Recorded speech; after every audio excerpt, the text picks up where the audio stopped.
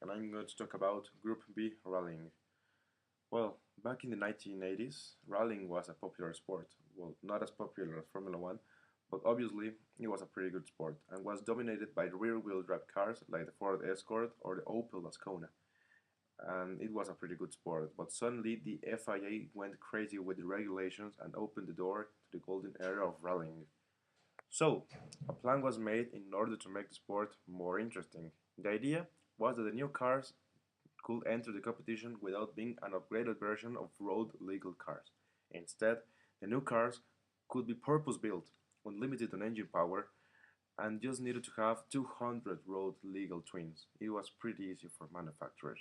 So, the category for these rally machines was called Group B, a name that would last forever in the world of rallying. Well, and for 1983, Group B was fantastic. New manufacturers, drivers, and teams came to the championship, and everything was going okay. Until the Thousand Lakes Rally in Finland, where the local driver, Reijo Ningren, lost control of his Ford and crashed heavily into a tree. He became the first victim of Group B.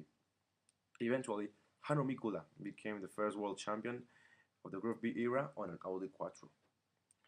By 1984, more cars and manufacturers joined the competition. Porsches and Ferraris were racing on the Group B, and the sport started to gain more fans and attention from the sponsors. And for these days, Group B was a fantastic sport. And that year, Stig Blomqvist won the Drivers' Championship also in an Audi Quattro. For 1985, Group B was an absolute trend. Rallies were absolutely flooded with spectators, and the sport's fame in Europe was greater than Formula One. By these days, cars were no longer cars. They were monsters capable of producing over 500 horsepower and reaching 60 miles an hour in less than 3 seconds. Monsters that were incredibly complicated to drive and ridiculously volatile when crashed. Eventually, for the Tour de Corse rally, rookie driver Attilio Bettega lost control of his mighty Lancia 037 and went off the road and hit a tree. He died instantly.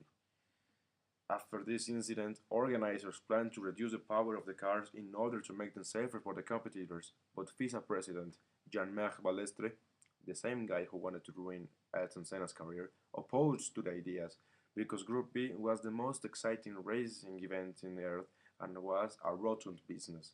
So, cars kept developing on the speed area but not in the safety side. And for 1986, cars were over the limit of handling. They were far too powerful, like the Lancia Delta S4, a turbo and supercharged car that produced over 600 horsepower and was capable of reaching 60 miles an hour in less than 2.7 seconds and on gravel.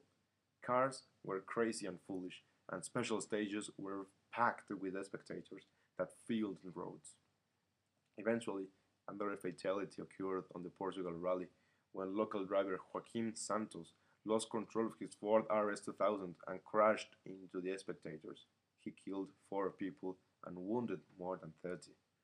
Also, that year, 1986, in the Tour de Corse rally, Henry Toivonen and co-driver Sergio Cresto died when their Lancia Delta S4 catch fire after abandoning the road.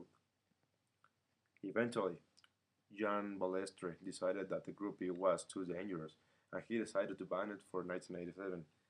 But the rallying community will never forget the craziness of those machines and the courage of the crews that participated on those rallies. Because, as 2 times world champion Walter Roll said, rallying is for boys, but Group B was for men.